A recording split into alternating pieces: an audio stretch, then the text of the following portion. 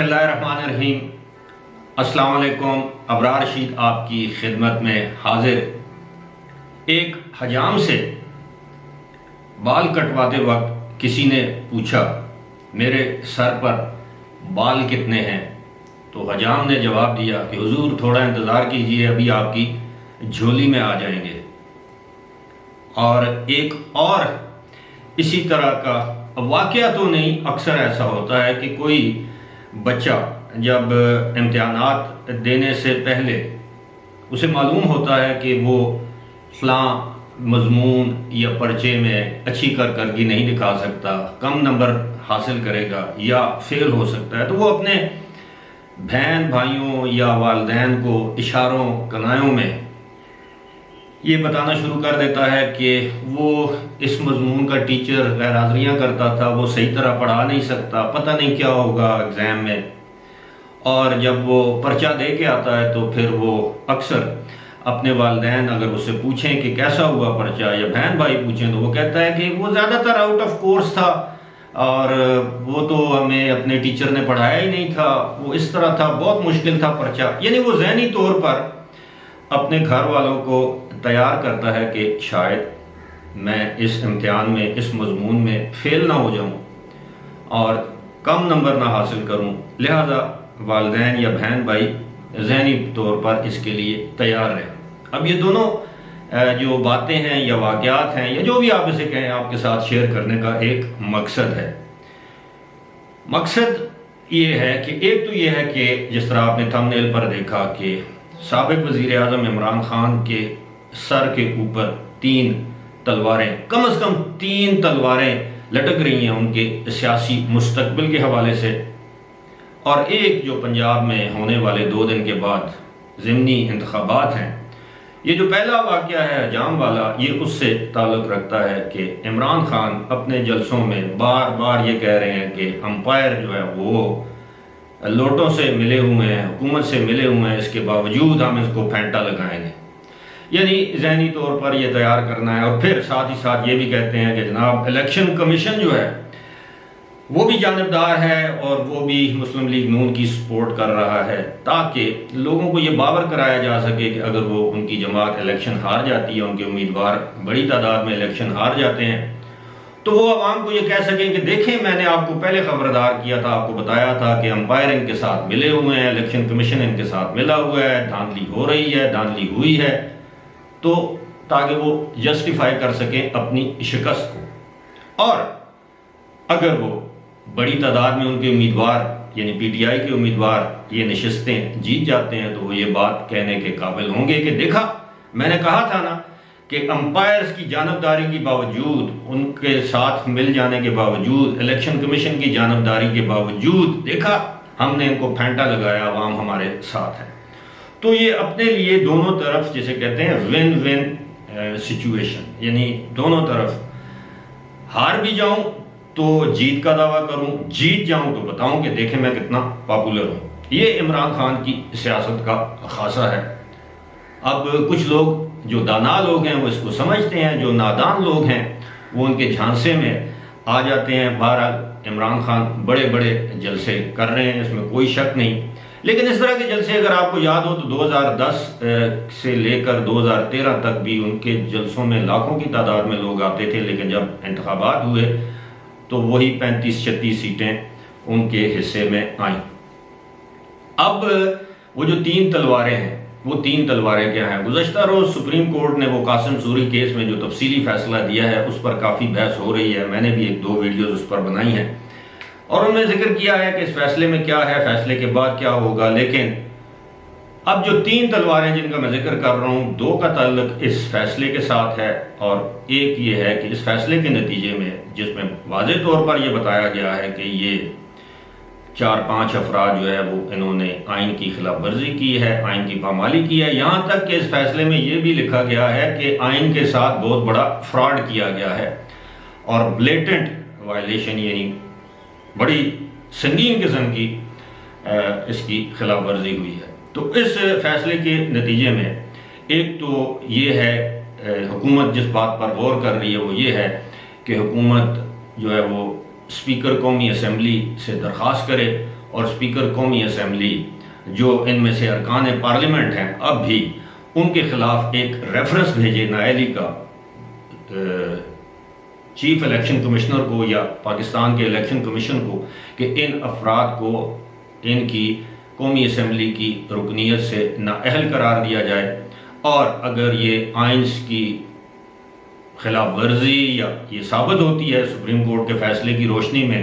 اور election commission یہ مناسب سمجھتا ہے، تو ان کو تاحیات بھی نااہل کر سکتا ہے اس معاملے پر، اور 5 سال کے لیے بھی، کم از کم 5 سال کے لیے نااہلی اور تاحیات نااہلی، لیکن ڈی سیٹ الیکشن کمیشن تو کر سکتا ہے ہر صورت میں۔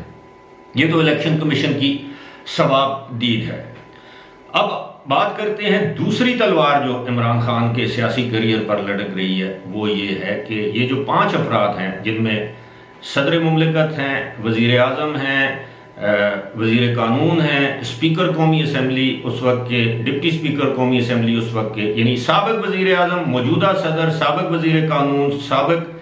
اسپیکر قومی اسمبلی اور سابق ڈپٹی اسپیکر قومی اسمبلی، یہ 5 افراد ان کے خلاف وفاقی حکومت کابینہ کی منظوری کے بعد ایک ریفرنس سپریم کورٹ میں دائر کر سکتی ہے آئین کے آرٹیکل 5 اور 6 پر کارروائی کے لیے، اور آپ کے علم میں ہے کہ اگر سپریم کورٹ اس ریفرنس کو قبول کرتی ہے، منظور کرتی ہے، یا وفاقی حکومت اسی طرح کی ایک عدالت بناتی ہے جس طرح کے جنرل پرویز مشرف کے کیس میں آئین کے آرٹیکل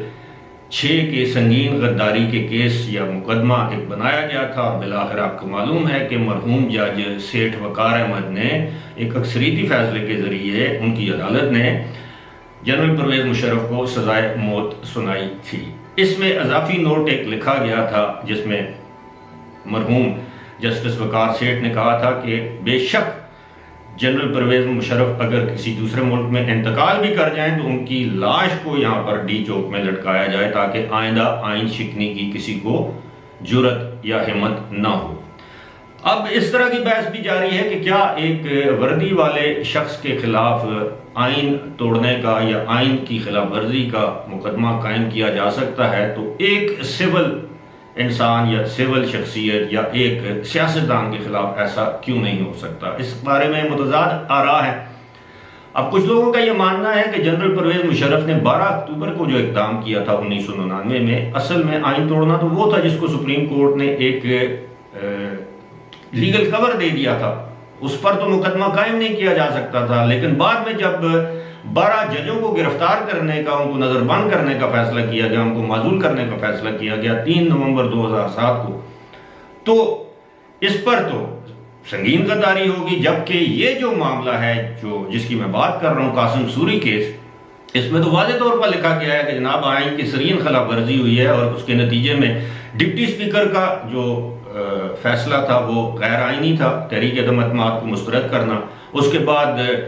قومی اسمبلی کو تحلیل کرنے کا وزیر اعظم کا فیصلہ جو ایڈوائس تھی صدر کو وہ غیر آئینی، صدر کا جو اقدام تھا قومی اسمبلی کو تحلیل کرنا یہ غیر آئینی تھا، پارلیمنٹ کو ہائی جیک کیا گیا، ایک مائنارٹی پارٹی کی طرف سے میجارٹی پر حاوی آنے کی کوشش کی گئی، اس وقت کی اپوزیشن کو اس پر بات کرنے کی اجازت نہیں دی گئی۔ تو یہ بڑا سنگین معاملہ ہے کہ ایک طرف 12 ججوں کو نظربند یا معزول کرنے والے شخص کے خلاف سنگین غداری کا مقدمہ چلایا گیا، اور دوسری جانب ایک شخص نے پارلیمان پارلیمان جس نے آئین کی دفعہ 6 جو ہے وہ آئین میں رکھی ہے، تو اس کو اس طرح ہائی جیک کرنا یا اس کے خلاف اس طرح کی کارروائی کرنا اور اس طرح کے غیر آئینی اقدامات جن کو بعد میں سپریم کورٹ نے غیر آئینی قرار دے کر اسمبلیاں بحال کر دی تھی اور تحریک عدم اعتماد جو ہے وہ منظور ہوگی۔ یہ تو ہو گئی دوسری تلوار۔ اب جو تیسری تلوار ہے وہ ہے فارن فنڈنگ کیس۔ اسی لیے چیف الیکشن کمشنر کے خلاف ایک محاذ کھولا ہوا ہے، الیکشن کمیشن کے خلاف محاذ کھولا ہوا ہے، بالکل اسی طرح جس طرح پہلے میں نے ذکر کیا ہے اس بچے یا طالب علم کا جس کو معلوم ہوتا ہے کہ جناب اس نے فلاں مضمون میں پرچے میں فیل ہونا ہے، وہ پہلے سے شور ڈالنا شروع کر دیتا ہے لوگوں کو یا اپنے گھر والوں کو ذہنی طور پر تیار کرنے کی کوشش کرتا ہے کہ جناب میں فیل بھی ہو سکتا ہوں، تو ان کو معلوم ہے کہ وہ ان 2-3 پرچوں میں فیل ہوں گے۔ پہلا تو ضمنی انتخاب، ممکن ہے وہ جیت بھی جائیں، کوئی حتمی طور پر نہیں کہا جا سکتا، لیکن بظاہر ایسا لگتا ہے وہ ضمنی انتخابات بھی ہار جائیں گے، وہ ان کے خلاف ریفرنس بھی بھیجا جا سکتا ہے الیکشن کمیشن کو ان کی نااہلی کے لیے، ان کے خلاف آئین کے آرٹیکل 6 کے تحت بھی مقدمہ درج کرنے کے لیے، گرفتاری کے لیے ریفرنس دائر کیا جا سکتا ہے۔ یہ پھر تین ایسی تلواریں ہیں جو عمران خان کے سر کے اوپر لٹک رہی ہیں، نہ صرف عمران خان بلکہ پی ٹی آئی، کیونکہ پی ٹی آئی کا مطلب عمران خان، عمران خان کا مطلب پی ٹی آئی۔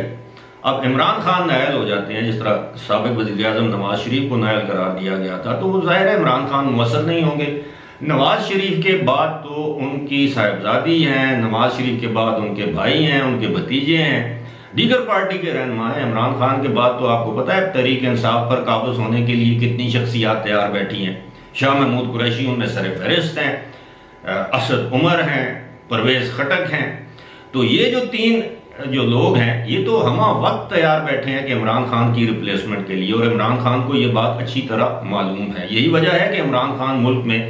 انتشار، ملک میں خانہ جنگی، ملک میں ہر قسم کی افراتفری کی بات کرتے ہیں کہ اگر وہ الیکشن ہار گئے تو وہ دیکھیں گے کہ کس طرح وہ پاکستان کو سری لنکا جیسی سچویشن سے دوچار کرتے ہیں۔ لیکن اب مجھے امید ہے، اس بات کا کبھی امکان ہے کہ اسٹیبلشمنٹ نے ونس فار آل یہ فیصلہ کر لیا ہے کہ عمران خان کو جتنی ڈھیل دی جا چکی ہے، اب وہ ڈھیل ختم کرنے کا وقت آ گیا ہے، اور اب قانونی راستے کے ذریعے، ایسے راستے کے ذریعے کہ جس سے انتقام کی بو نہ آئے۔ اور یہ جو ریفرنس جن کی میں بات کر رہا ہوں، یہ سپریم کورٹ کے فیصلے کے عین مطابق ہوگا۔ بعد میں سپریم کورٹ کو بھی اس پر کوئی اعتراض نہیں ہوگا، کسی ہائی کورٹ کو اس پر اعتراض نہیں ہوگا، اور جب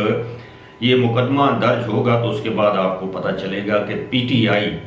یا عمران خان کے جو حامی ہیں، جو ہواری ہیں، وہ کب تک ان کا ساتھ دیتے ہیں۔ میرا نہیں خیال کہ برے وقتوں میں عمران خان کے ساتھ زیادہ لوگ رہیں گے۔ یہ وہی لوگ ہیں جو مختلف سیاسی جماعتوں میں رہ چکے ہیں، مستقبل کی تیاری بھی کر رہے ہیں۔ کچھ ایسے رہنما ہیں، میں اپنی متعدد ویڈیوز میں ذکر کر چکا ہوں، جن میں فواد چودھری اور شاہ محمود قریشی سر فہرست ہیں۔ ان کے دل کی بہت بڑی خواہش ہے کہ وہ مسلم لیگ نون یا پاکستان پیپلز پارٹی ان کو قبول کر لے، لیکن یہ دونوں پارٹیاں ان کو قبول کرنے کے لیے تیار نہیں ہیں، اینڈ ہینس انگریزی میں کہتے ہیں دیئر ٹائرڈ اینڈ دیئر جسے کہتے ہیں ابیوسو لینگویج ٹوارڈز دی ادر، جو پارٹیز ہیں پیپلز پارٹی اور مسلم لیگ اور ان کے رہنما، کیونکہ یہ اپنی جگہ کم از کم وہاں نہیں تو فی الحال پی ٹی آئی میں قائم رکھیں تاکہ ان کی نیوسنس ویلیو جو ہے وہ برقرار رہے۔ فی الحال اسی کے ساتھ مجھے دیجیے اجازت، خدا حافظ۔